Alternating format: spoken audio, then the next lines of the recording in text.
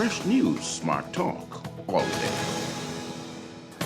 The views and opinions of the hosts and guests are their own and do not necessarily reflect the position of the management and staff of Guardian Network.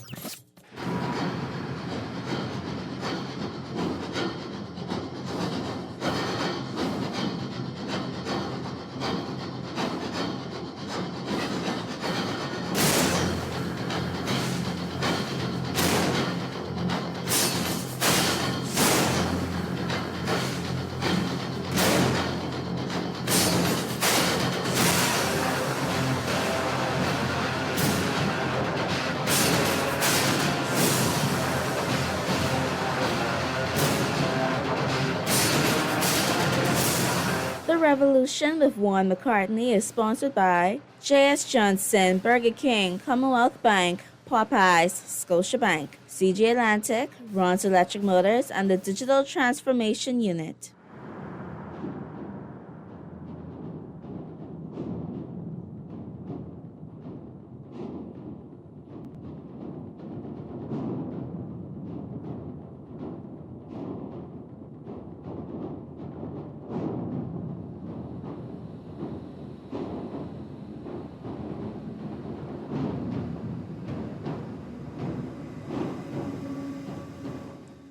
Good afternoon, ladies and gentlemen, and welcome to The Revolution here on Guardian Radio, 96.9 FM. My name's Juan McCartney. So good to have you with us.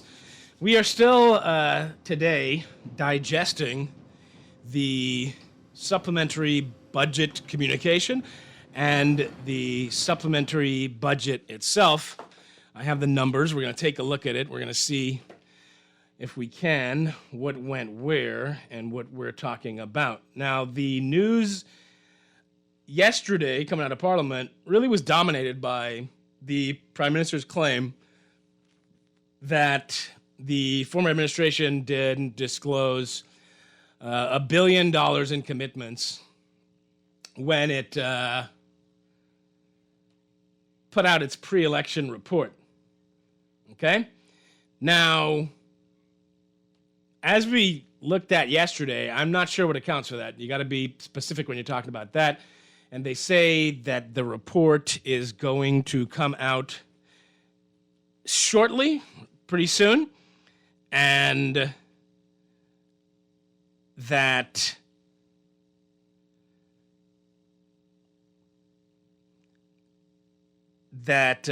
what's his name is doing it?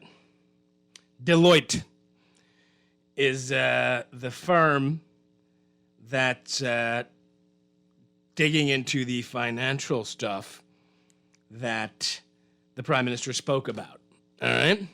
Now, beyond the hubbub about the $1 billion, which at the end of the day isn't reflected at all in this budget, and so for the moment, that's neither here nor there.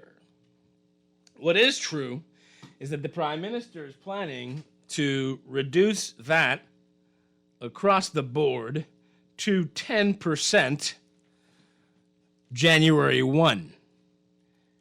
What we're going to see with that, though, is the closure of certain exempt items, such as bread basket items, all right? And to me, we're going to try to do this exercise here. This isn't my thing to communicate, but we're going to try to understand the government's thinking. Let me say straight out, I don't want to pay VAT at all as it stands now. All right? If you're telling me, well, we need VAT or we're not going to be able to pay the police and we're not going to be able to have schools and roads, okay. I'll pay the VAT. But just know I don't want to pay no VAT. All right? I'm going to go through this bread basket items thing, and I'm going to do this because I'll be real with you. To me, I'm not tripping off that on the bread basket items because I can carry it, right?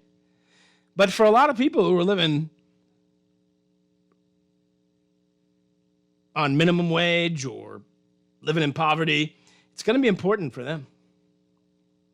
So here's the breadbasket list now that's VAT exempt.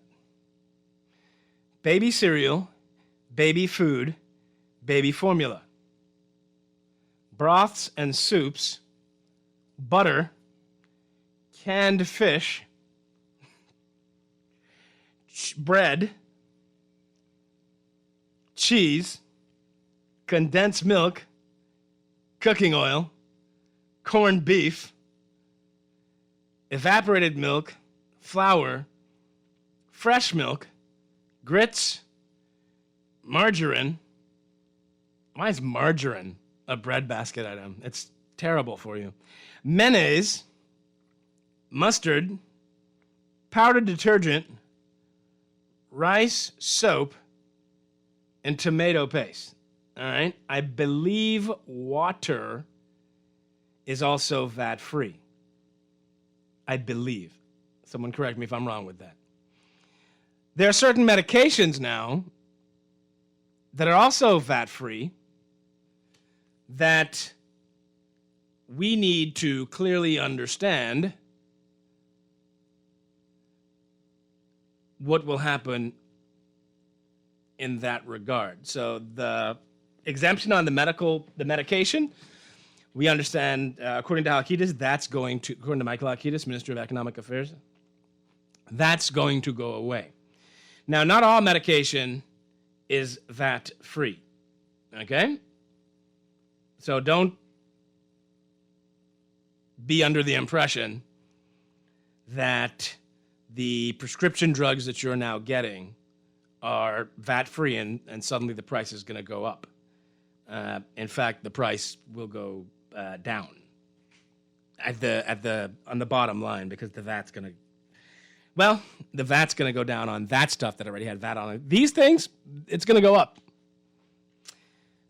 Antibacterial medication, anti-chafing medication, antifungal medication, anti-itch medication, anti-nausea medication, aspirin, eye, ear, and nose medication, cough, cold, and allergy medication, fluid replacements, heartburn and indigestion, hemorrhoid medication, pain and anti-inflammatory medication, pain and fever medication, peroxide, rubbing alcohol, soaking salts, stool softener, and laxatives.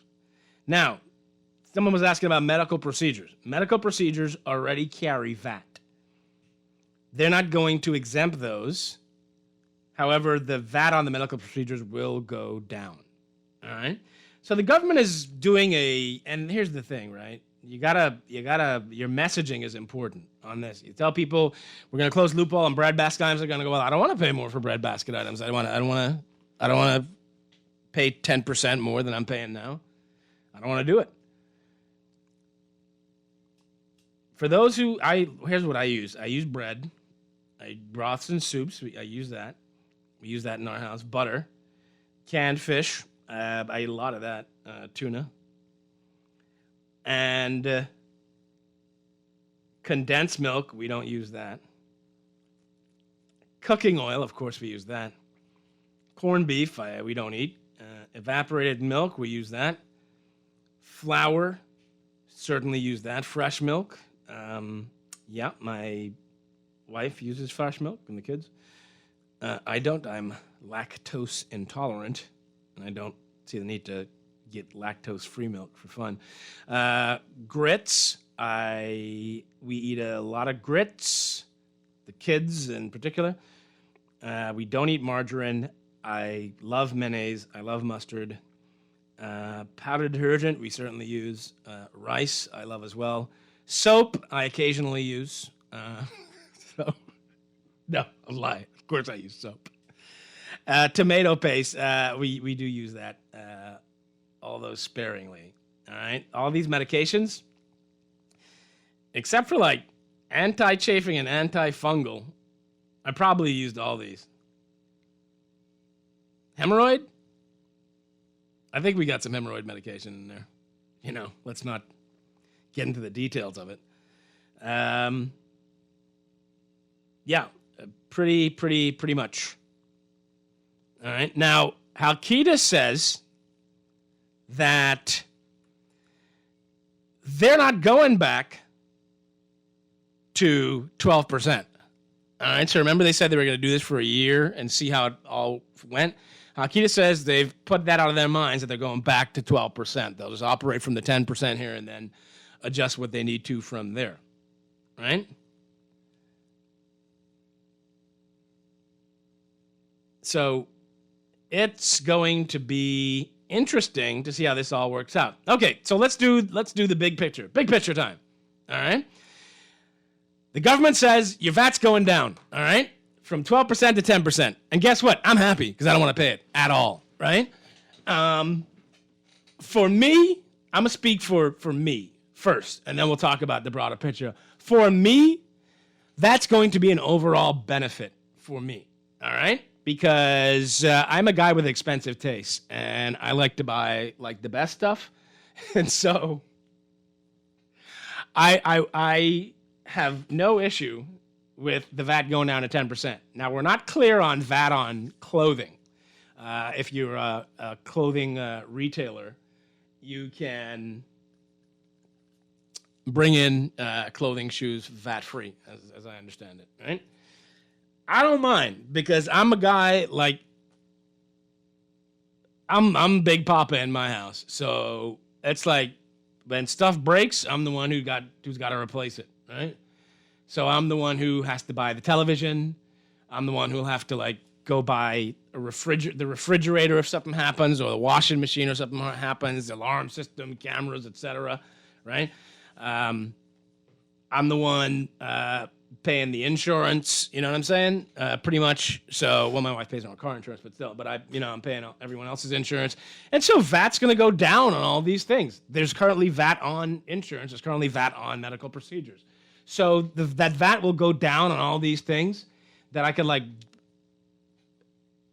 make bigger ticket purchases and pay less money of VAT. For me, that's great, right? And that offsets whatever, increase there would be at the grocery store. So for me, who's a middle income kind of guy, I'm not tripping. I'm happy the VAT's reduced. I would like it if you took VAT off my electricity bill, you vampires. But to me, I'm not tripping. So there are a lot of people who are middle income who are going, okay, if it's $15 more, $20 more a week at the food store, I'm not, no big deal. However,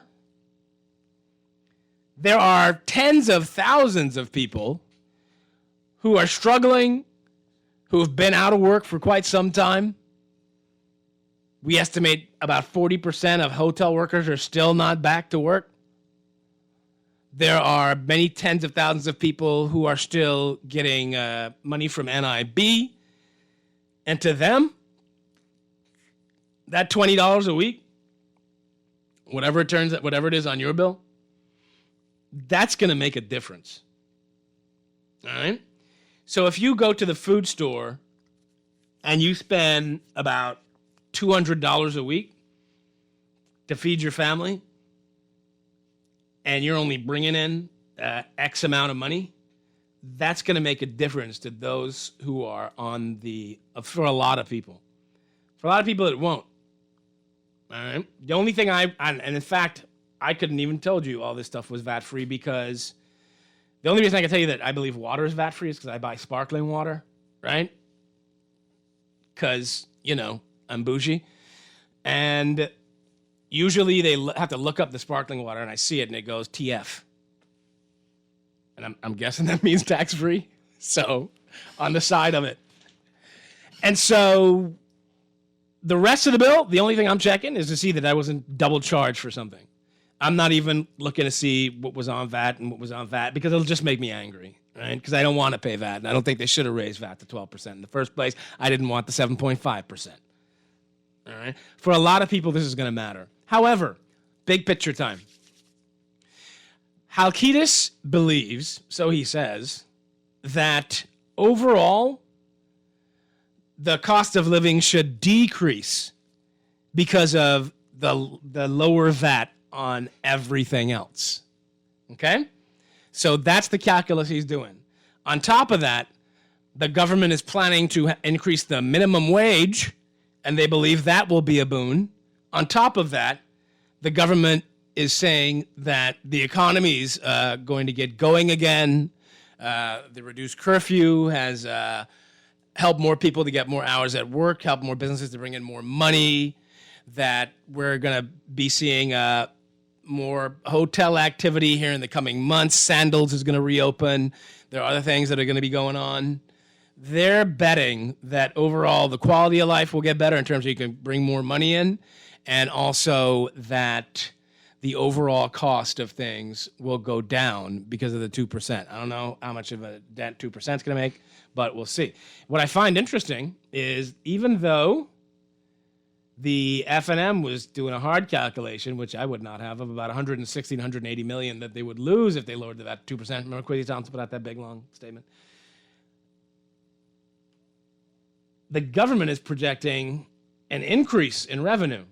All right? Now, we're going to go through that in a minute, and we're going to establish some basic things about the budget. But I wanted to first do the VAT thing, because that's what people feel the most in their everyday life. VAT.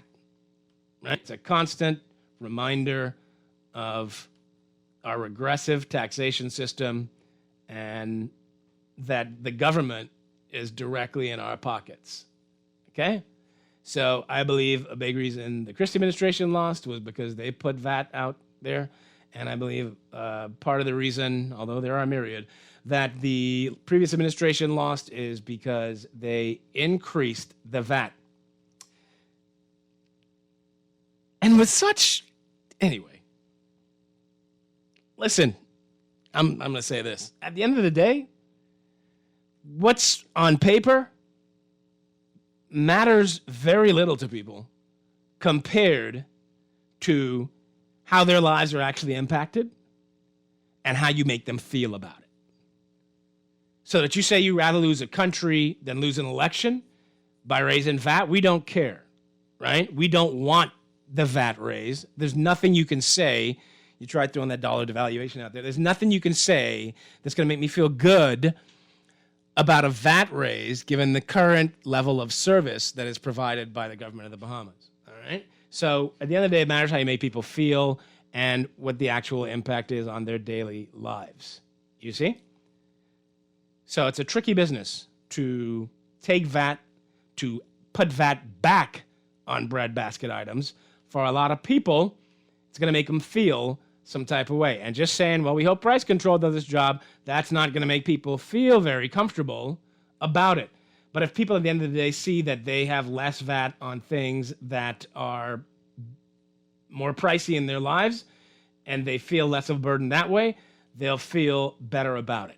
But it ain't my job to make nobody feel good or bad about nothing that you're trying to do. That's your job. All right?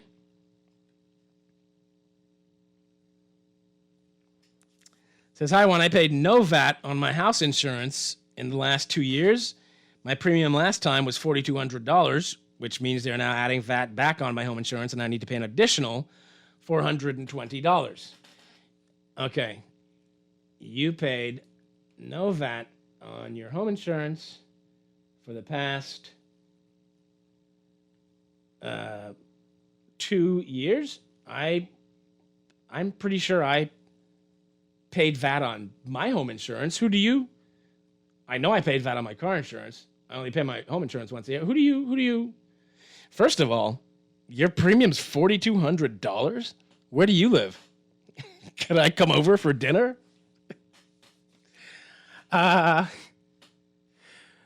pretty sure I paid VAT on my home insurance, but I could be wrong about that. But if you haven't, then that's it. So if they put the VAT back on, if there wasn't VAT on it and they're putting VAT on it for you, then it would be. They're saying no VAT on home insurance. Okay, no VAT on home insurance. So I don't know that the home insurance exemption goes away. Nobody said. Okay, so I don't know that. So that's a big if. I can't answer that for you at the moment. $4,200. Jesus. Says, Juan, TF means tax food. F means free from tax. Oh, okay, great. I didn't realize that. That's how little attention I pay. I don't even look at the screen when they're ringing the thing up. I just look at the bottom, at the total. because, again, it's only going to anger me. So the water's taxed. Okay, fair enough.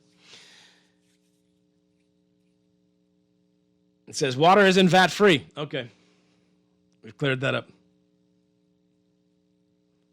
It says, good afternoon, Juan. I don't see how the reduction of VAT, we're going to go through the budget too.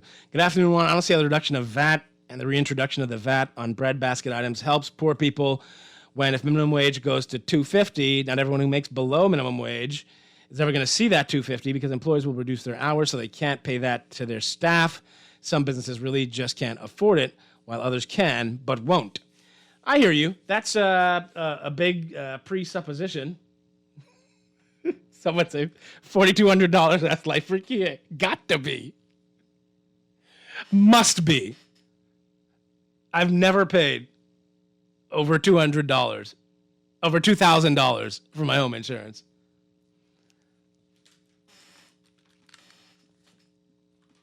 Okay. It says the rate for home insurance is about 2%. Okay, which is it? Is there no tax on home insurance, or is there 2% tax on home insurance? Y'all square it away for me. Let me know. Is there a separate tax that's a stamp tax or something like that? This says one thing's for sure. I'll go through my grocery receipt to see exactly how this rate change is going to affect my family. Okay. Good afternoon. Welcome to the Revolution. You can call me, by the way. This is Stark in the voice along with you, Juan. Hey, what's happening? I'm right here, man. Thank God for what it is. Mm-hmm. Several things. We need to stop taking our money and marketing those rich people, hotels, and ships. They want to come here. They love coming here.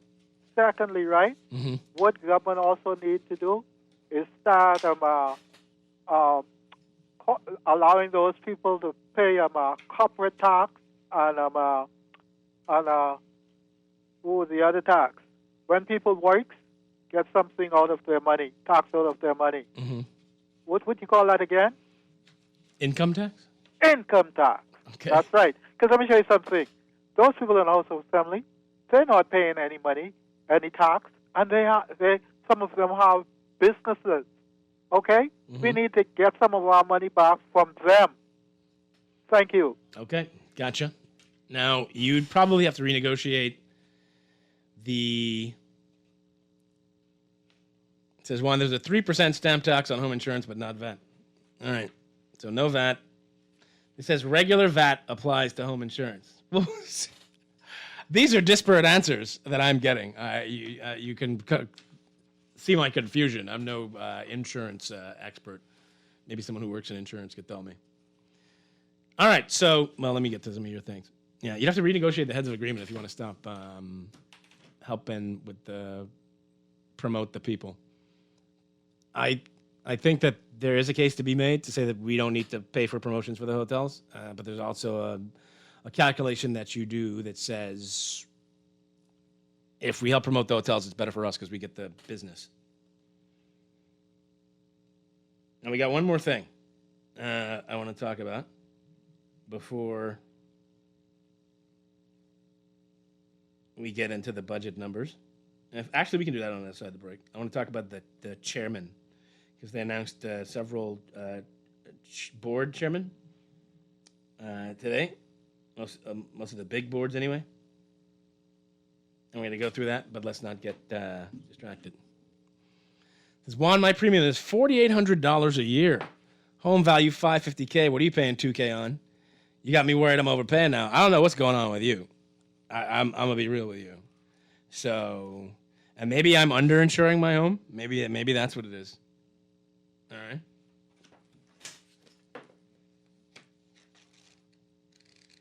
I certainly ain't trying to pay no $4,000. That's a whole nother car note. Maybe that's just me. I'm living, not as lavish as some of you would believe. Okay, let's do this, okay? I want to show you something here, all right? Now, the governor of the Bahamas says that, the Minister of Finance of the Bahamas says that there's $1 billion unaccounted for, okay? $1 billion, all right? And he said, we can't deal with all of that at one time, which, fine, that's perfectly reasonable. You can't deal with all of that one time. I totally and completely understand, all right? However, let me explain to you what the status is, even though you throw that billion out there. And this is why I'm trying not to get distracted and belabor that point, because, again, that's neither here nor there, right? Because it really hasn't shifted anything, except perhaps your opinion of the former administration, okay? In the 2021-2022 budget, recurrent revenue was forecast at $2,244,000,000. In the revised budget, recurrent revenue is forecast at $2,336,000,000. And it's expected to grow tremendously by 23-24. Recurrent expenditure, okay, in the 2021-2022 budget, $2,825,900,000. Recurrent expenditure in the revised budget, $2,879,200,000. Okay? So there's not much difference. That's about $50 million more we're spending and about $90 million more we expect to take in. All right? The deficit projection, $951.8 million in 2021-2022, the budget they passed in June. The revised deficit is $858.6 million. So that's no big whoop, right? It's going to be $90 million less, you anticipate? Okay. The capital revenue, okay, $318 million. Capital expenditure, $316 million this year. It was $372 and $370. So you're spending about $50 million or so. You're spending almost $100 million. I'm sorry. You're spending about $54 million less, and you're going to take in, you believe, about another $54 million less. Yep. Let's go to the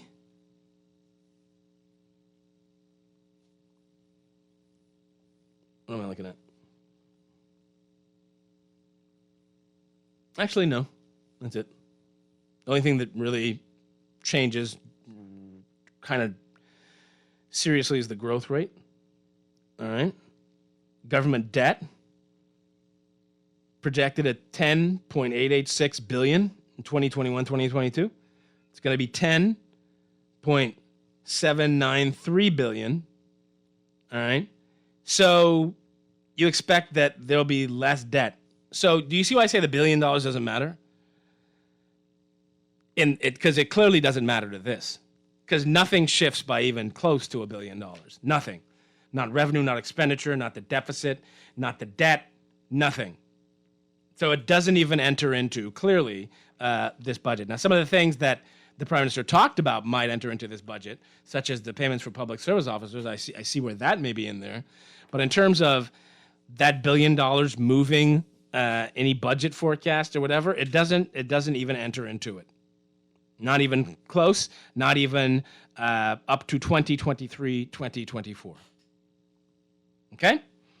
So, although we talked about it a lot, I don't want to be distracted about it. One, that's because your house doesn't include comprehensive hurricane insurance, and assigned to no bank. I do have a mortgage with a bank, A, and B, I have hurricane coverage, I have flood, I have fire. Okay? I do not have contents, which I may want to reconsider.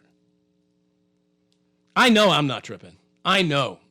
The average Joe out here ain't paying no $4,000 a year for house insurance.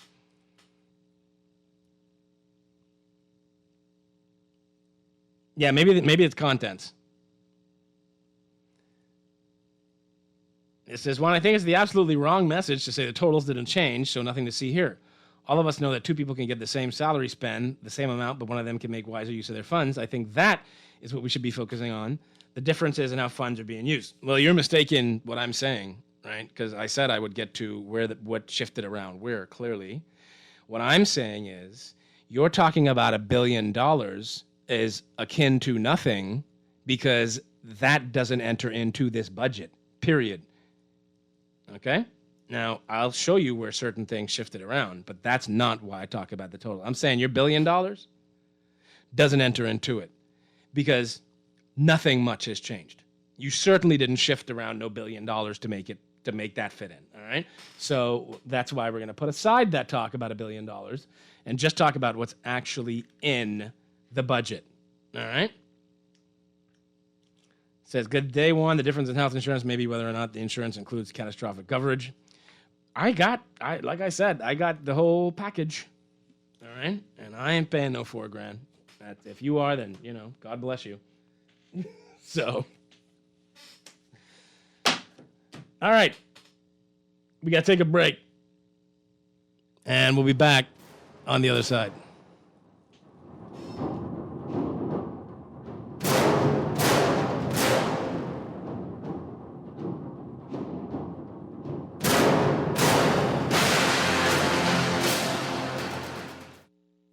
BK Nassau and Pepsi want to bring you a fun day on us. Upgrade your favorite combo and get a chance to win great prizes like staycations at Atlantis or Baja Mar, powerboat adventure excursions, or a Blue Lagoon dolphin encounter. You can also win a relaxing day at Sandy Toes or a VIP movie experience at Fusion. Upgrade your combo at any of Burger King Nassau's 7 locations and enter to win online at bk242.com. Win fun days with Pepsi and Burger King, where taste is king.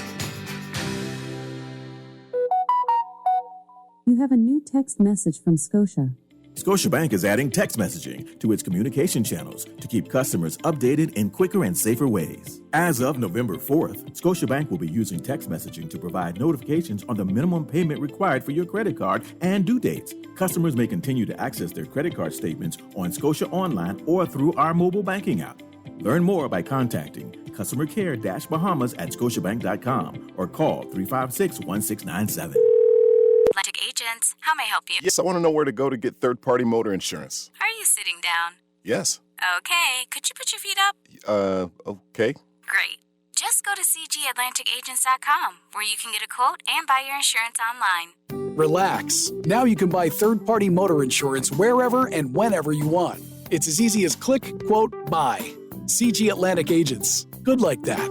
Nassau Insurance Brokers and Agents Limited. Trading as CG Atlantic Agents. My Gateway is the centralized, safe, secure way to access and pay for government services online.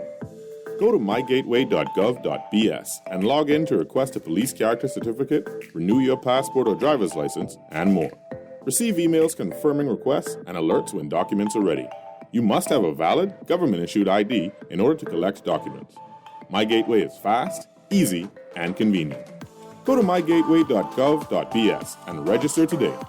At Ron's Electric Motors, they repair and rewind all major brands of electric motors, including water pumps, generators and the generator's back end, welding machines, electric lifts, air compressors, battery chargers, and more. They're equipped to handle up to 850 kilowatts and rewind up to 450 horsepower motors. They're conveniently located on the corner of Wolf and Clarence Roads and are open weekdays 8 a.m. to 5 p.m., Saturdays till noon. They offer 24 hours emergency assistance. You can reach them at 242-356-0249.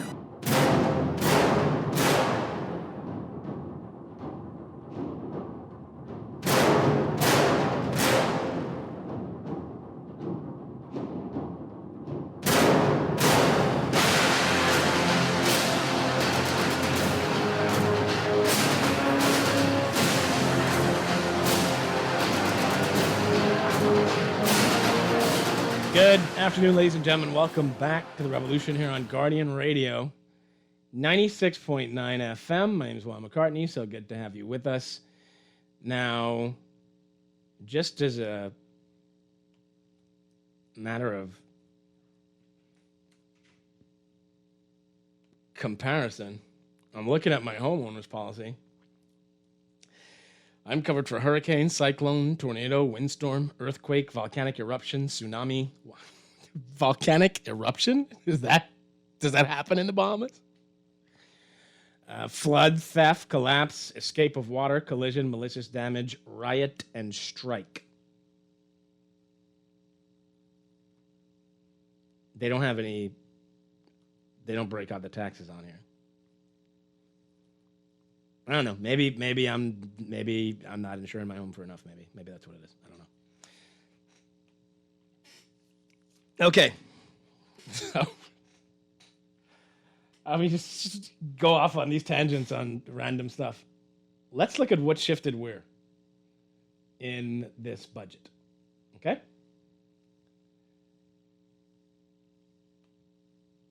If we look at, all right, let's take the phone call, then we'll look at that. Good afternoon, and welcome to the Revolution. Good afternoon, are you there? No? If you'd like. I don't want to make a call. You can call me, by the way, 323-6232, 325-4316, and 325-4259. It says, Juan, as an insurance professional, it all depends on where your home is located, the value, the construction of the home, concrete/wooden walls, flood zone, etc. All could contribute to the price.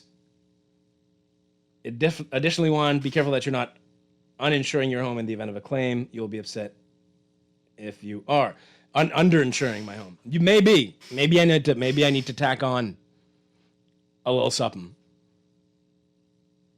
And go for. I ain't trying to get to no $4,000 though. I could promise you that. Good afternoon. Welcome to the Revolution. Good afternoon, Mr. McCartney. Hi. Hello. Good afternoon. Yes, I'm here. You, I'm good. How are you? I'm good, sir. What I called to ask you is that the food distribution, what they used to give to us. I'm sorry? The people who used to distribute the food. Mm-hmm. Now that PLP wins, it stopped. Yeah, that was stopping anyway. Social services doing it now, which I don't know how good an idea that is, but social services does it. But then what I want to ask you, the people them who was distributing the food, they still have a lot, so what are they going to do with it? My thinking is that they had turned that over to social services, and social services would distribute it, which social services are already, very cumbersome. Okay. Okay? Yes, okay. Thank you. Have a nice day. You too. All right. So social services should have your name. They say they transferred all the names to social services. It says, while we're beating up on Juan, you also need to license your car. I do need to go get my car license. It says, good day. Your house is either underinsured or you got one hell of a deal when you purchased it, bro. Probably time to get your home reappraised. I do need to get my home reappraised, but as I've told this story before, my wife and I decided that we would get a home as nice as possible for as little as possible. We were lucky enough to find a home that needed renovation, that was in a nice area, that was incredibly affordable. And we renovated it ourselves and kept our mortgage within reason. That's how we had to do it. We had to kind of game the system in terms of go get a $500,000, $600,000 loan to go build a house and buy property and all that. I wasn't prepared to do that. Okay. Now that we're done discussing my insurance, hopefully, we can get back to the budget. Okay, this says the government revealed in its supplementary budget yesterday, there's Chester Robards writing in the Nassau Guardian, the government revealed in its supplementary budget yesterday that it expects to pick up just under $100 million in additional tax revenue, the lion's share of which will come from value-added tax, despite the government's plan to reduce that rate from 12 to 10%. The supplementary budget also includes additional recurrent expenditure in the neighborhood of $53 million. The government expects that lowering VAT will lead to an uptick in spending. That, along with improvements in customs duty collection and better than expected tourism receipts, has led the government to project an $80.6 million improvement in VAT receipts. I do hope you guys are thanking the Ministry of Tourism for all their hard work. And Diagler. This says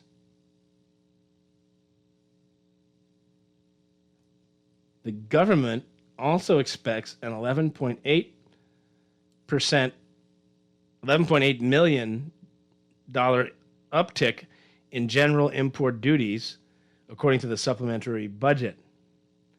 The government has used the budget to reallocate funds from a number of areas. The budget numbers reveal increases in expenditure to the Ministry of the Public Service by $19.6 million, to the Office of the Prime Minister by $6.7 million, to the Ministry of Finance by $31.1 million, National Security by $2.1 million, and to the Ministry of Economic Affairs by $12.5 million. It removes significant millions from the Department of Local Government, $1.2 million, the Department of Education, $2.1 million, the Ministry of Youth, Sports, and Culture, $1.9 million, the Ministry of Agriculture, Marine Resources, and Family Island Affairs, $1 million, the Ministry of Environment and Natural Resources, $7.9 million, and $7.3 million from the Ministry of Disaster Preparedness, Management, and Reconstruction. The supplementary budget lowers the government deficit to $858.6 million from $951.8 million. Yes, we talked about that. All right. Now, the Revenue Enhancement Unit the budget projects that by 2023-2024, we will collect $550 million more that year in tax receipts that we're collecting in revenue than we're collecting in this year. All right. Okay. Let's go to your messages.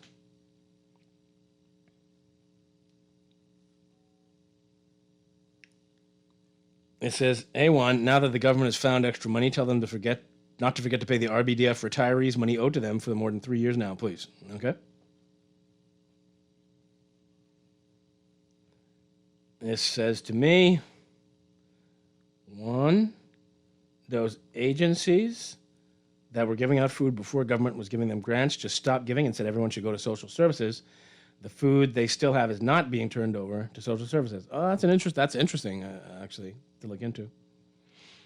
Good day, Juan. Good show as usual. I'm not sure if you addressed this yet. Do you know what plans the government has to allow persons who are behind on licensing their car when emergency orders end in November 2021? That's a great question. I haven't addressed that yet. I need to, because I'm in your same boat.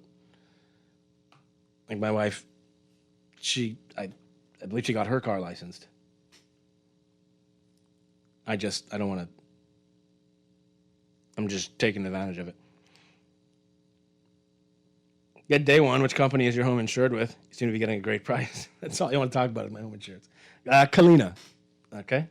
Kalina. Go to Kalina. All right? Ask for Sharice Thompson Knowles. Tell her I sent you. Okay?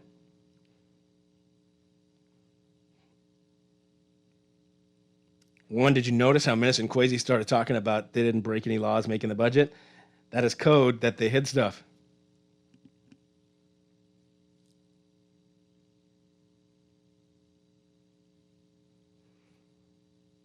It says, I'm looking at my policy and there's an insurance premium tax of 3%. And I looked at my policy, I didn't see any tax breakdown. What did it say? When your car note is $4,000, you drive a Maybach 8. No. I'm saying $4,000 a year is another car note, because if you break that down, that's almost $400 a month. I don't know what kind of car y'all be driving now. Y'all can tell me y'all car loan is $900 a month next. I drive a Kia. Okay? I don't live how many other people live. Because I want some walking around money. You know what I mean? I don't want a big mortgage. And then I got to go eat ramen. You know what I'm saying? 4 nights a week. I don't want to go get, the 6 series, and then I gotta be shopping in the dollar aisle.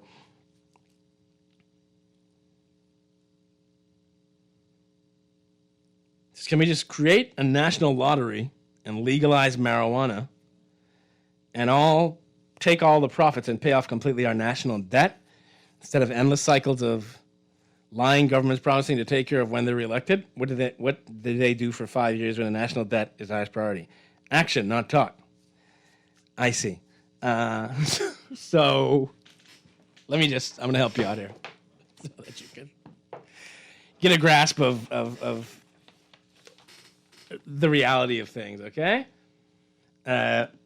We owe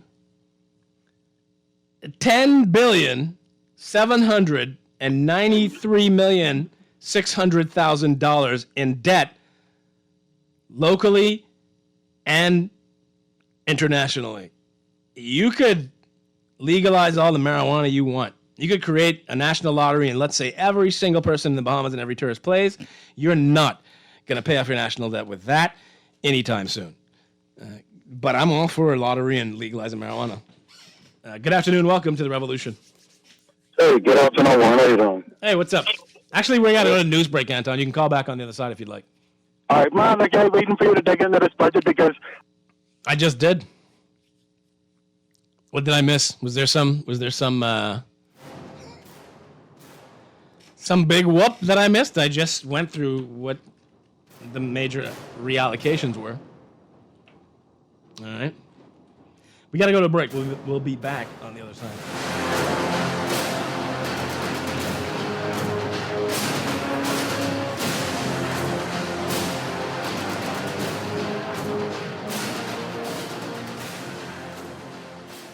So mash up like clothes at the washer. No, but just a hard day. What? Hard day. What happened? The breakfast lady ran out of tuna and gritty. We need to start joking about everything, This serious, boy. This real serious, boy. Wait, what's serious? Tell me. All right, well, today, boss gave us, boy, one big contract. And nobody else get a chance and nobody say nothing.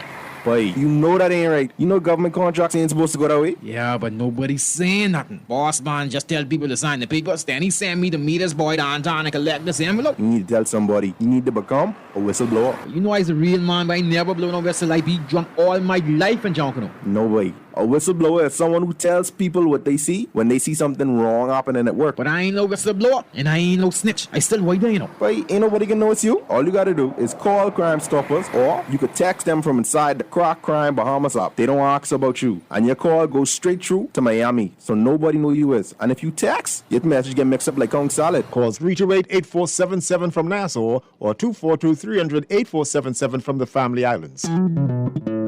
Throughout our lifetime, we must all make decisions. No matter how we choose, the right one just needs to be made. Like having J.S. Johnson Insurance Agents and Brokers as your insurance partner. We've been serving the Bahamas for over 100 years. Whether you need home, motor, marine, or commercial insurance, make the right decision. Call 397-2100 or visit jsjohnson.com. J.S. Johnson Insurance. Peace of mind. You have a new text message from Scotia. Scotiabank is adding text messaging to its communication channels to keep customers updated in quicker and safer ways. As of November 4th, Scotiabank will be using text messaging to provide notifications on the minimum payment required for your credit card and due dates. Customers may continue to access their credit card statements on Scotia Online or through our mobile banking app. Learn more by contacting customer care-bahamas at scotiabank.com or call 356-1697. Tired of banks forcing you to use technology to bank the way they want you to? Your convenience is important. So no matter what your banking needs, Commonwealth Bank's friendly staff are always available in branch for that personal one-on-one service. But when you choose technology, our online and mobile banking app offers you state-of-the-art functionality. The choice is yours. Commonwealth Bank. Bank the way you want.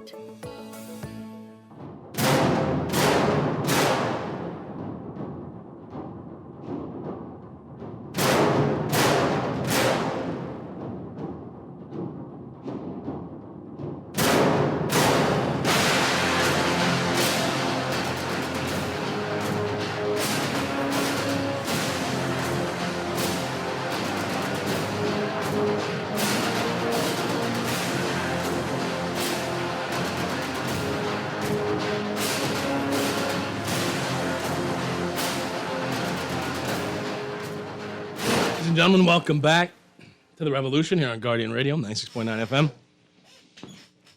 We're discussing the supplementary budget, as well as my home buying and insuring practices for some reason.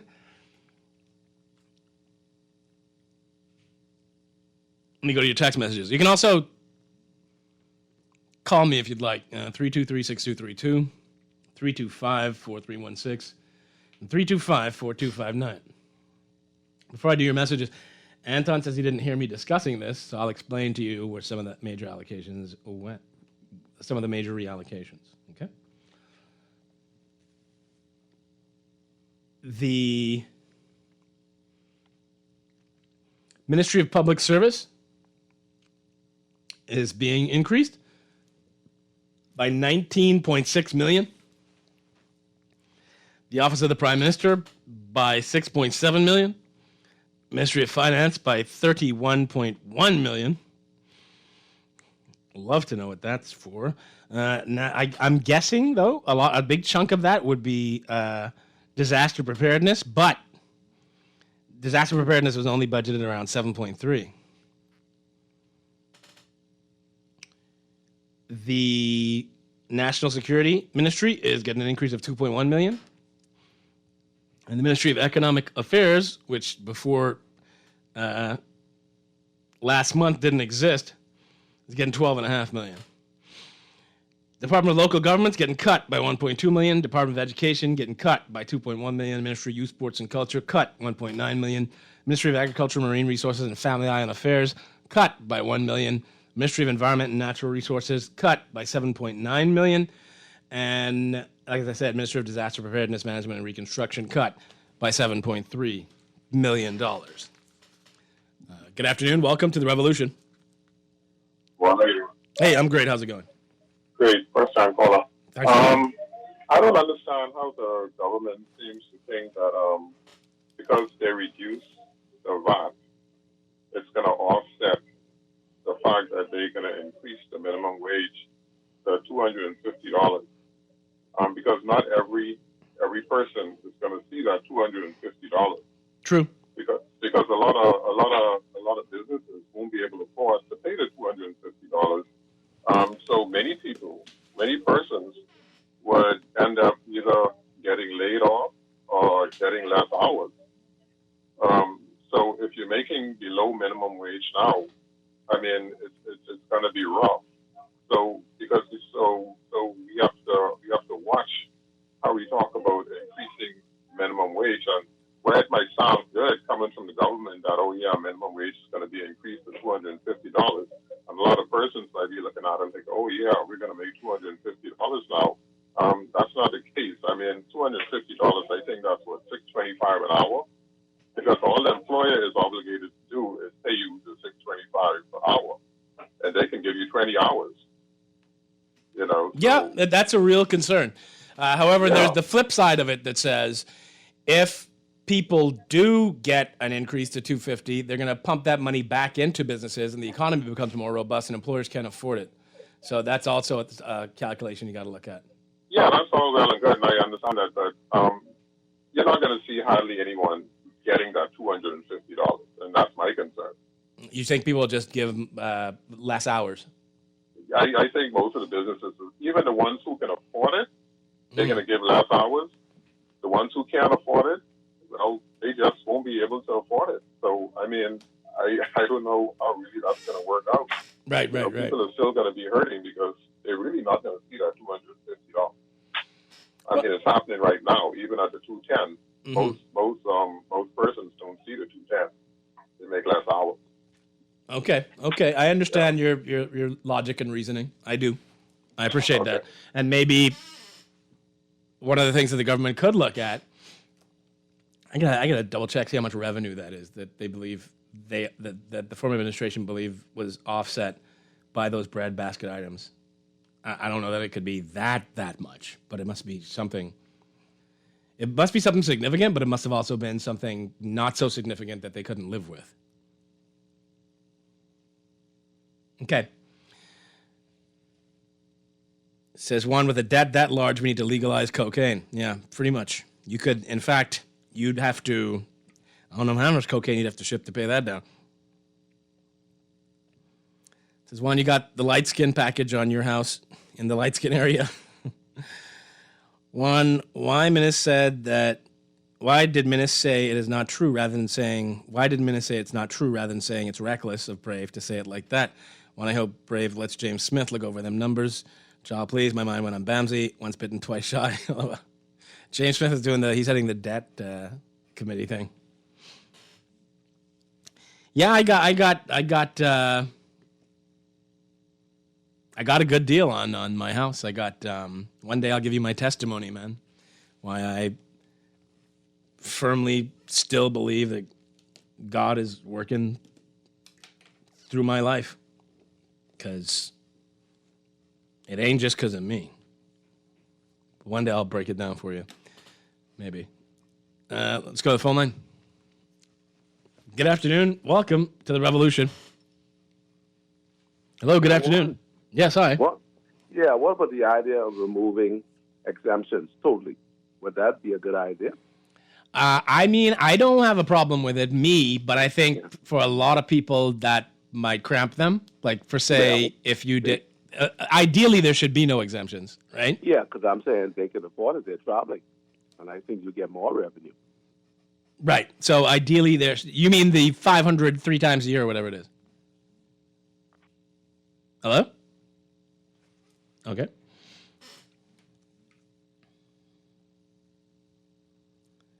One, what people have to remember is, yes, bread basket will now be at 10%, but everything else you consume is decreased by 16%. The other thing we consume will be less. Other things we consume will be less, changing the car tire, parts, medical insurance, bamboo, household items, etc. The net benefit should result in savings. And that's the argument that Halkitis was trying to make today, that everything else is going to go down, right? That you're paying for now. So yeah, bread and cheese and all that's going to probably bump up a bit, but everything else will go down. Okay. More text. It says, what does the Ministry of Public Service do, and what is the $19 million for? Well, the Ministry of Public Service is where a lot of public service workers are employed. And the $19.6 million is for overdue payments. What exactly did Davis say it was? It's for money owed to civil servants. Let's put it that way.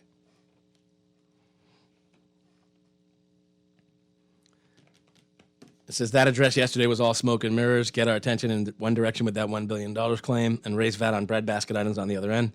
PLP Economics reduce VAT to 10% to encourage more consumer spending, but increase VAT on VAT-free items to collect the VAT back. Let me say this, right? That whole 12% issue, right? That was handled poorly, in my estimation. Okay?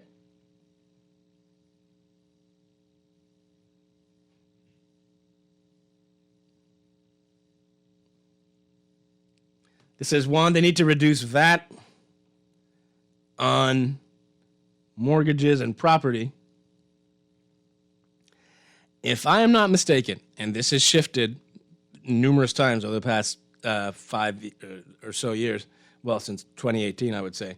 If I'm not mistaken, VAT on property transactions is currently already at 10%.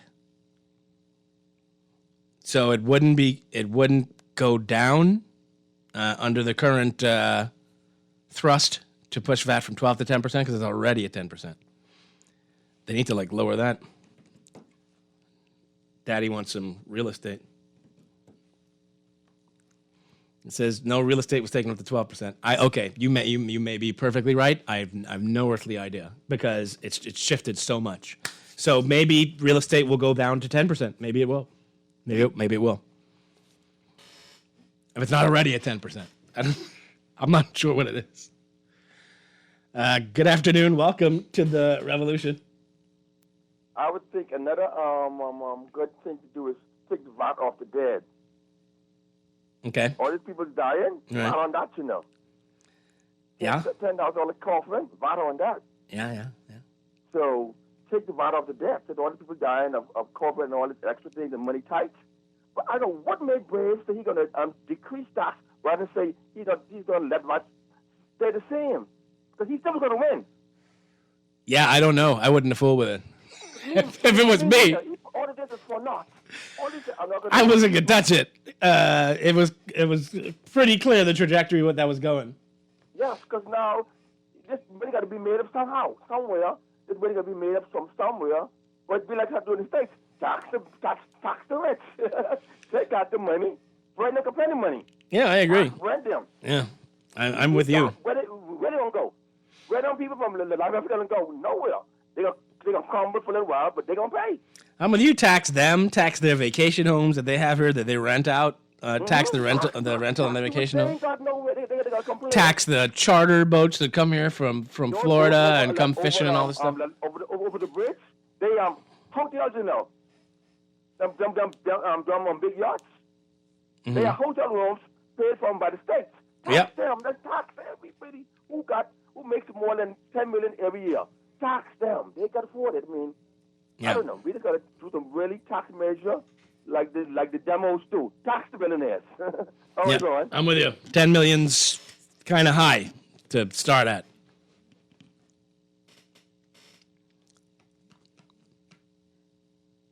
It says, Juan, did not you and everyone with a brain question how is the PLP going to offset this reduction? They basically told the electorate what they knew they wanted to hear to get elected, but left out the parts that were not palatable. Brave did it right. Won an election. Simple. Juan, this idea that increasing minimum wage results in fewer jobs is odd. No one says that for executives' pay. And again, you make a good point. Because when they implemented the minimum wage, it did not result in job reduction. It resulted in job increases. When they went up on the minimum wage, it did not result in job reduction. It resulted in job increases. You could argue that the circumstances now are different, that the economy is in a sensitive place. That is true. But I don't believe increasing the minimum wage will lead to people having fewer jobs. Is it possible that it'll lead to people having fewer hours? Maybe. But I don't believe it'll lead to people having fewer jobs. There are factors that are much, much larger than the minimum wage that impact employment in this country. All right? Nobody who's serious about going into a business who believes that there's a demand for their business and the market is right and they can make money is going, I'm not going to start my business because minimum wage went up. Nobody who's serious about thinking about growing their business is going to, I'm not going to grow my business because minimum wage went up. There are too many other factors that matter than that.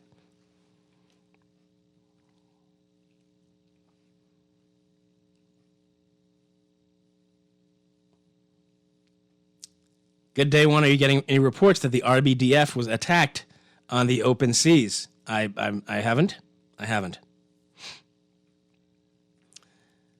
This says women's sanitary products are also VAT-free. Honestly, closing the loophole and doing 10% VAT is probably the best. At the end of the day, it probably won't drop or raise the net VAT dollars to the government. I don't think the Department of Inland Revenue really had the manpower to look through the VAT-free sales products each month and cross-check it to the breadbasket list. So closing the loophole is probably a good idea. Exhibit A of why loopholes should be closed 7 years later, and we're still confused on how VAT actually works. True. It says if you take VAT off mortuary services, the end price will probably stay the same. They need to charge you to make up for the VAT on electricity and other inputs. If they can't offset with VAT, the price just goes up. Yep. It says increasing minimum wage won't increase unemployment, but it will increase the costs of goods and services provided, possibly. Says if you can't afford to pay a full-time worker $250 per week, you shouldn't be in business. Yeah, if that's the barrier, that there's an extra $40 you're going to have to pay an employee per week to you being in business, then you need to rethink the business you're in. I'm not saying that money grows on trees. I'm just saying that can't be the determining factor.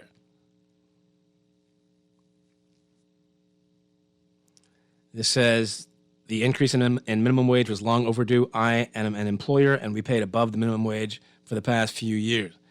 I'm gonna be real with you. I can't look nobody in the eye who gives me an honest 40 hours worth of work a week and give them $210. I can't do it. You know what I'm saying? I'd just rather not have them doing the work. You got a phone call? That's fine. Good afternoon. Welcome to the Revolution. Good afternoon. How's it going? Really well, thank you. I called in at the right juncture. Okay. That person mentioned that they pay above minimum wage. Very commendable. Because I know that others have been doing that for many years now. Remove person been paying $280 since before the F&M government got into administration the last round. Yep. But now I speak for the persons who normally get the noodles and the apples, because some persons, they go in the food store and they barely can get sufficient coins and food stamps. That is the super value stamps to pay for the item. A lot of times they put back the items back on the shelf. The cashier will say, well, you don't have enough. I was delighted one day buying some apples and I realized that, and not apples, blueberries, because I like to get blueberries and strawberries. And I was told that there was no VAT on those. So I'm just saying that overall, if we do know how many items were given the 12% and how many were exempted, in a total mass, and we can see that perhaps whether it's going to be a net increase or a net decrease on behalf of the government. But as I mentioned when they tone speech, that it was a very clever speech. And everything so far has been a lot of cleverness, so to speak. I hope that, as a matter of fact, the increases, the pension and all these other things, that's going to make a lot of people happy, Christmas money and all of that. But let's see how it works out in terms of, in the long run, persons who are unemployed, we need to get them employed. And so it's for the long run, we are hoping that the country can get better. Absolutely. Thanks, man.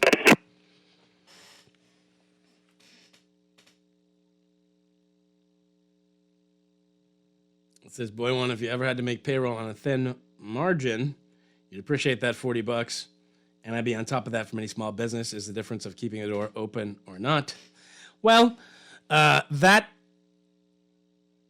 could be true, but I mean, I have seen, okay, no data that indicates that increasing the minimum wage by under 20% leads to massive job loss or any sort of significant job loss. Now, what I believe will happen, more than likely, is when the minimum wage goes up for those companies that were already struggling to make that extra payroll,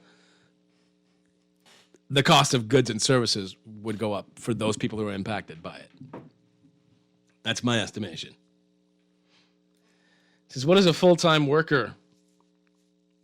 If this only applies to full-time work, then this is an easy workaround. Just reduce hours, and the law will not apply. Yeah, then people may do that. That may be the case.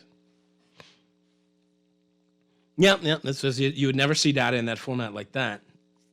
Maybe someone should commission a study. Maybe. I wonder if the government has done any studies. The Davis government. Mr. McCartney, what do you think about the contracts that the former government had no account for? Those contracts were given to family members and friends. Personally, that is some of the $1 billion right there that our present prime minister is bringing to light. Which contracts? The Ministry of Works contracts? You know what I found interesting? So let's look at the Ministry of Works, right? So you say that between the pre-election report and the end of September, about a month difference, a month and a couple of days, month and change, there were $100 million in contracts not budgeted that the Ministry of Works committed to. That is what you said. Okay? Now, when I go to and see, this is why I say you got to explain to me why I'm suddenly supposed to be enraptured by this $1 billion over what's in the actual budget, right? So if we go to the budget, okay, the Ministry of Works and Utilities, the expenditure estimate for 2021-2022 that was approved in June is $47,714,000. The revised allocation is $55,435,000, a difference of $7 million. And so you're saying, well, Juan, that must mean that they are going to take that $7 million to start to settle some of those contracts out of that $100 million, but not so fast. When we look at capital expenditure for works and utilities, it went from $108 million to $100,614,000.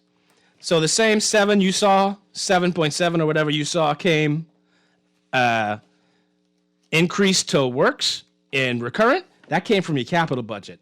So if the Minnis administration didn't fund $100 million in Ministry of Works contracts entered into since the pre-election report or since the last budget, then you also did not fund $100 million in Ministry of Works contracts entered into that you said there was no money for. So where's that money in this budget? Because it certainly isn't in the Ministry of Works.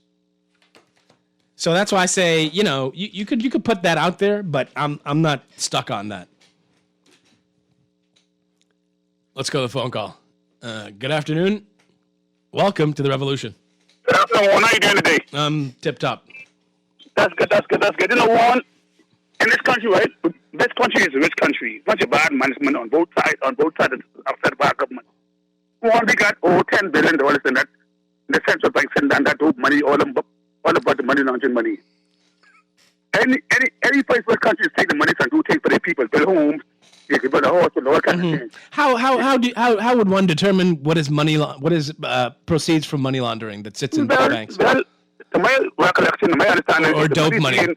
If money's being central bank for be in that deposit 7 years and nobody claim, the money's go to the state. Am I right or wrong? Yeah, you're talking about dormant accounts money, and that's all gone. Yes, okay, and there's a lot of money in there. Plenty money. No. Minister spent that money. No, but I want to take more secondary media. Okay. All right. Secondly, Bahamas be only country in the world doesn't have a national lotto. Millions of dollars come to the people. We had a war. How many millions was last year? America to play the gamble. The government shouldn't be running these things. Just have your own airport and get private people to run these things and run it properly. That's what you do. Because look, everything the government do is everything go chaos, belly down. One, plenty money in this country. All that lower stretches in this country. People finding and stealing the money and money live in this country. We ain't got nothing. We got a lot of natural resources. Money's all about, all the land tax charges, hotels. They get to the concessions, they find people left, right, and center. All the money leave the country, we want to get tax the money to give this country. Yeah, there's a school of thought that says that we grant too much in concessions to the hotels. But, I mean, you need the investment, For the record, the money in my account is not dope money or the proceeds of money laundering. So you can leave mine alone. JJ wants you to go take everyone else's apparently. His daddy wants some real estate. Hello. Good day, Juan. Dale Happy here. Hey, what's happening? Consider. I don't mean to be low, right? You remember when you was throwing shade at me about... Anyway, let me stop it. So consider if we reduce VAT, it makes more money available to buy additional products and services which we could not buy before. One thing I would like included is a mechanism to exempt those whose income is lower than the poverty line and or minimum wage from that period. How would you do that? One thing I'd like included is a mechanism to exempt those whose income is lower than the poverty line and or minimum wage from VAT. I don't know how you do that. That would be good, and it wouldn't be a regressive tax if you did that, but I don't know how you would do that. I don't know how you differentiate that at the point of sale, you know what I mean? But I agree with you. Reducing VAT could increase more spending. As I said, to me, it will make a difference. Because, for example, I want a new refrigerator, right? I don't need a new refrigerator, but I'd like a new refrigerator. And the difference in VAT makes or breaks for me that decision. Now, the whole 12% breaks it for me. If it's reduced by 16%, we may look at that. For instance, my passenger side on my car is damaged, yes? And the VAT on that is several $100s. Okay? So if that comes down significantly, that may be the determining factor between whether I make that purchase or not, spend that money or not.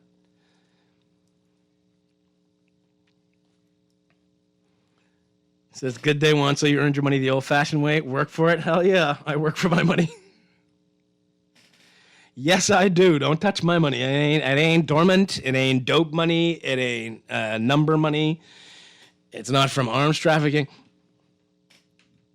So they should have made the minimum wage $300 and reduced duty rates on some items. That would definitely spur spending in the country. Now you want to be careful that you don't shock the system too much. All right? So to go from 210 to 300, that could shock the system in a negative way. It says when you talk about minimum wage increase, it's not going to be $250. When you deduct NIB, it's $240. Now, I'm sure the $210 after NIB is probably just $200. Yeah? So you need to go to a bush mechanic, man. No VAT there.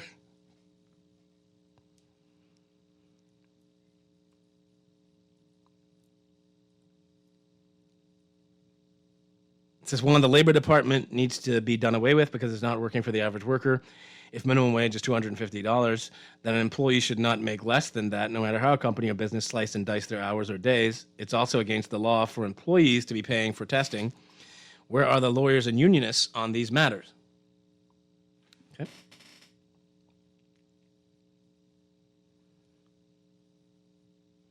This says, one, you listen to the news, you hear how Darvel trying to force the vaccine on people. Darvel ain't forcing no vaccine on you. He said if you he wants you to get vaccinated. Are you shocked that the doctor supports vaccination? But no one's forcing you to get vaccinated.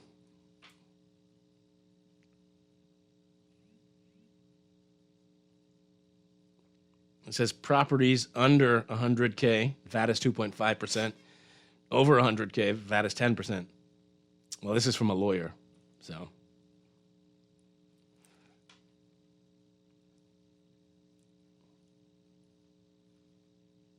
Hey, Juan, no matter which government is in power, we will always be taxed. Yeah, and we always were taxed. That just put it right in your face.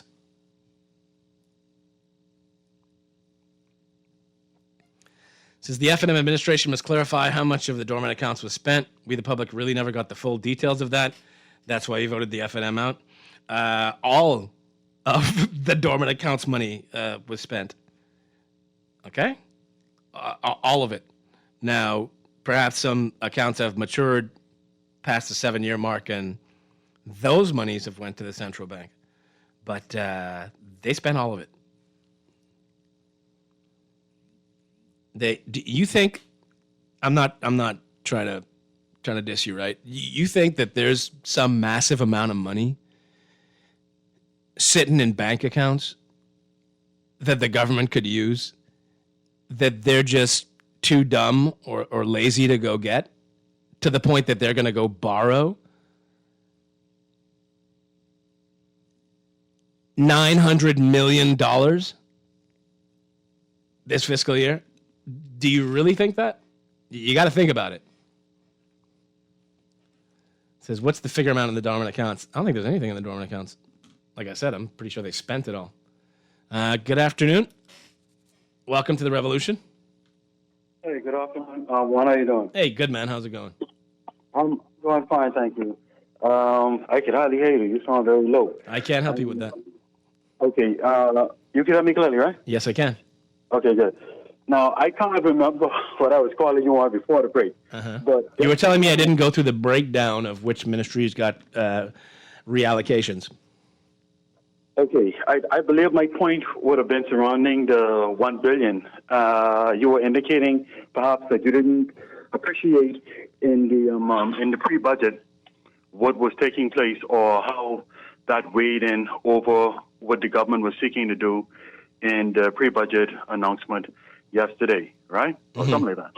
Am I correct? I'm saying that I don't understand what the $1 billion was, what they were talking about. I didn't see any detailed explanation of it. Okay, that's what I'm saying. And I also said earlier today that $1 billion doesn't seem to have anything to do with the supplementary budget. Right. Not that he said it did. Not that he said it did. He just said that he wanted to give people an update on what was happening. Right. On how their money was how their affairs were being handled. Right. And so it was the reporting that was the concern of debt that the government is obligated to pay off, right? Being the additional $1 billion, which would have derived from the officials at the Ministry of Finance based on what the Prime Minister explained in Parliament yesterday, right? Right. And so we know that the $1 billion didn't drop from any political trash can or it didn't drop out of thin air. It was provided for by the same officials who provided the pre-budget for the former administration, right? Okay. Except in this instance, they provided a comprehensive overview of liabilities, as the Prime Minister explained. Now, what I'm also thinking, based upon your concern, I'm thinking that you don't necessarily, based upon the revenue projections, right, which was pretty grim at the time of the former administration, and you're having a turnaround in performance as the Minister of Finance and the Minister of Economic Affairs both stated, right? PM Davis and and Minister Halkitis at the press conference today stated that they're seeing some strong performances in tourism performance and businesses related to tourism, and they anticipate that they're going to see a strong turnaround, even though he was trying to be cautious in his statements. They're going to see a strong turnaround in revenue projections as a result, right? And so I'm thinking, Juan, perhaps the reason why you're not seeing the debt that is related to this $1 billion tie into the pre-budget statement is because they're anticipating that they're going to be able to settle a good bit of that once the projections fall or come through that they're anticipating from the tourism arrivals, right, and other business from the country. That could be a possible explanation, to my mind, just thinking from an accounting perspective. Also, the Prime Minister Davis, in a contribution yesterday, he stated that they don't, or Al-Qaeda stated today, that some of the debt is recurrent, right? And some is long-term debt. That could also be another explanation, which would explain why you don't necessarily need to see the debt coming out of what is being presented currently in the pre-budget statement in Parliament, right?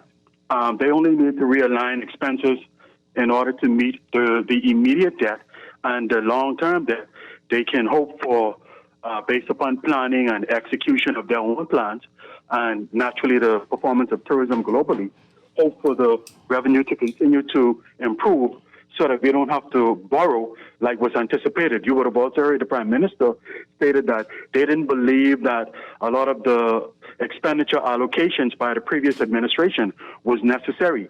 Hence, Al-Qaeda spoke today at the press conference to a $93 million reduction in overall expenditure after they would have conducted a reorganization of debt, right? You with me, Juan? I hear you, but I don't agree with you. I got to go to a break here. Thanks, Anton. You use two phrases, right?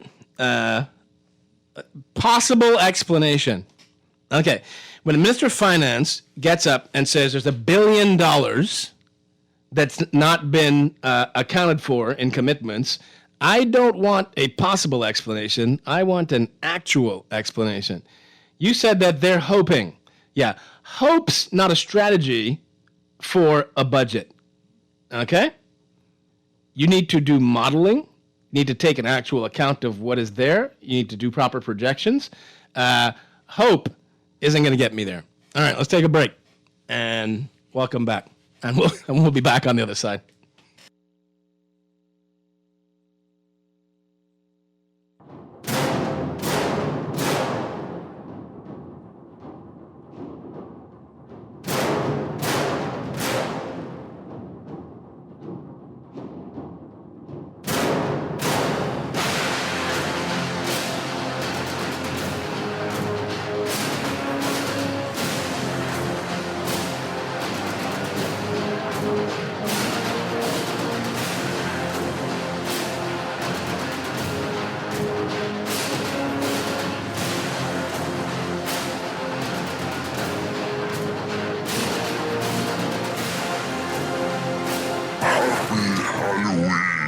Spooky season is officially here, and Marco's Pizza is offering you a spooktacular deal just for you, your family, and even your boo. Try our large one-topping pizza for only $10.50. Yes, one topping of your choice served on our fresh dough, fresh cheese, and signature sauce. This Halloween season, get spooked by Marco's Carry-Out Special. Every store, every day, the Italian way. CG Atlantic Agents, how may I help you? Yes, I want to know where to go to get third-party motor insurance. Are you sitting down? Yes. Okay, could you put your feet up? Okay. Great. Just go to cgatlanticagents.com, where you can get a quote and buy your insurance online. Relax. Now you can buy third-party motor insurance wherever and whenever you want. It's as easy as click, quote, buy. CG Atlantic Agents. Good like that. Nassau Insurance Brokers and Agents Limited. Trading as CG Atlantic Agents. This is Guardian Radio, 96.9 FM. Fresh news, smart talk, all day.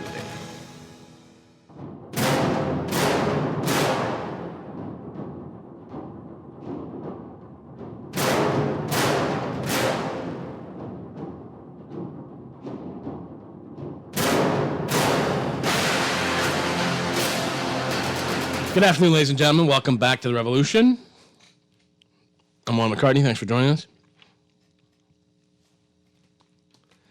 This says the argument against minimum wage assumes that equilibrium has already been met. People are underpaid. However, if you half executive pay, I bet nothing would change. Sure. It says, Juan, is it just me or did Anton just say the F&M did a good job bringing tourism back, so the PLP was lying when disagreeing with Diaghilev about his projections while campaigning? I didn't hear the PLP disagreeing. I heard the PLP not saying too much about tourism, how they're going to reopen tourism and make it great. But you can't take away from the Minnis administration that tourism was coming back under them. You could make several arguments as to perhaps we should have done a few things differently before that and we would have had more tourism. But you can't take away that tourism started resurging under them. And hopefully what you do is you capitalize on it. Because also hope is a strategy. It's just a bad one. I noticed the PLP seems a little less certain about things now that they have power. They need to fix the Freedom of Information Act so no incoming government is surprised again. Good afternoon. Welcome to The Revolution. Hi, good afternoon, Juan. Hey, how's it going? Okay, thanks. All is well. Juan, I just wanted to clarify, did the Prime Minister Davis and I think he was saying Michael Alkitis, did they give a news conference today? Not the Prime Minister, but Michael Alkitis did. Okay, because I didn't hear that, so I'm not sure if they cleared up anything on the $1 billion no. Liability that the Prime Minister and the Minister of Finance indicated. He did not. Was understated in the previous administration's budget. Mm-hmm. But that is a serious. I agree. I mean, I'm not going to hold any brief for the F&M, But I agree that that was pretty reckless, at least if you don't present the underlying facts, because you really can't come into Parliament with that sort of a, allegation. Well, my point is this, right? If there's no impact on the budget, then why are we discussing it? If it's not going to change anything moving forward, then why are we talking about it? Right, but it just doesn't look good. I mean, it suggests there's a credibility issue with the reporting of the previous administration, and it could impact credit ratings and credit agencies and international lenders. I mean, you don't want to know that a sovereign government, is underreporting or understating, its liabilities. Agreed. So I think I don't know if that was just political theatrics, but I think Prime Minister Davis should have been more forthcoming with information on us as it relates to that $1 billion understatement and liabilities. Yeah. Well, he said that Michael Akita said Deloitte is working on it on the report. Then the Prime Minister said he'd make the report public. Yeah, but I would just suggest that governments be very careful when they get up in Parliament and make those sorts of statements, because it does affect us as a nation.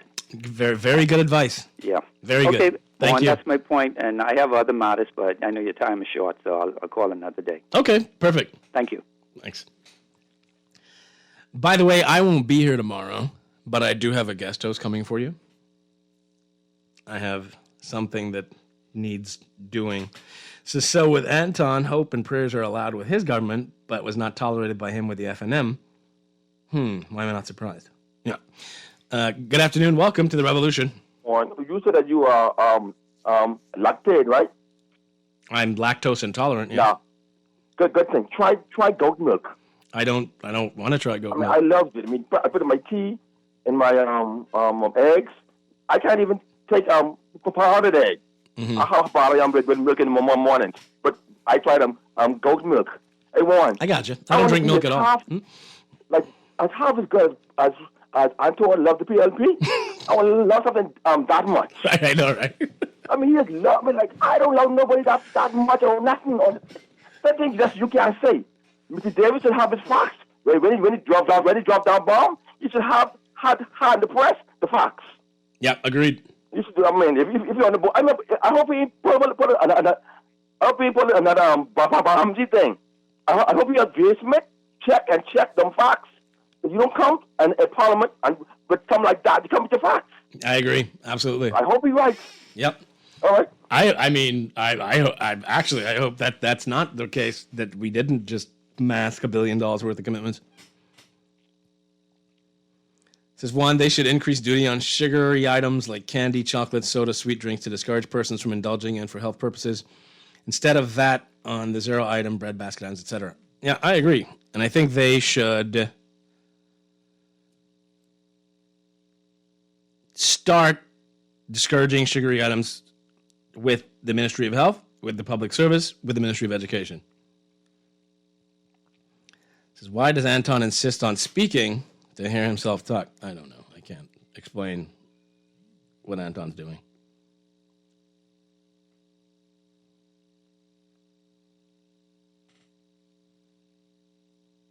This says, Juan, Michael Halkitis needs to work with social services and do this properly to capture all those people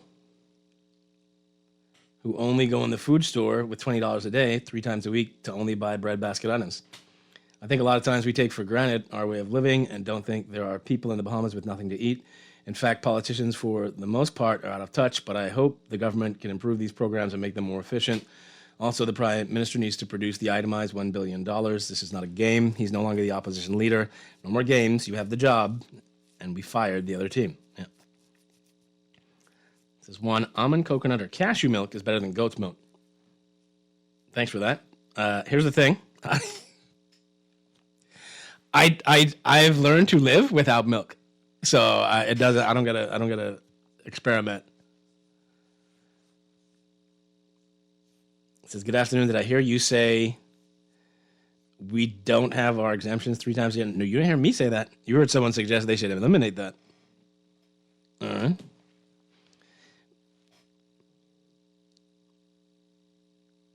It says, I thought the $1 billion was in reference to what was reported and spent on liabilities owed as of a certain point and not the budget itself.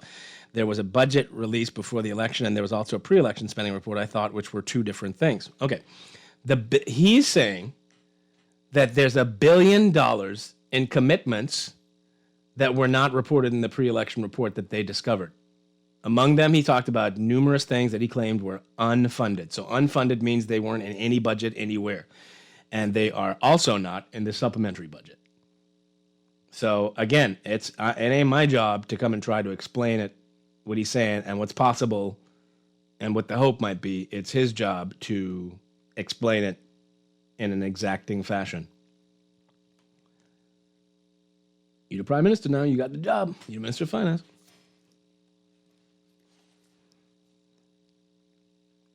Good day, Juan. If the PLP doesn't change this 10% on breadbasket items, the PLP would have to put a political nail in their political coffin by putting 10% VAT on breadbasket items. We, the voters, shall not forget, and will certainly let them know how we felt about them putting 10% on our breadbasket items in 2026. They speak now and will certainly speak later. Well, the Minister of Economic Affairs asks that you allow this some time to work and see what it is. Okay?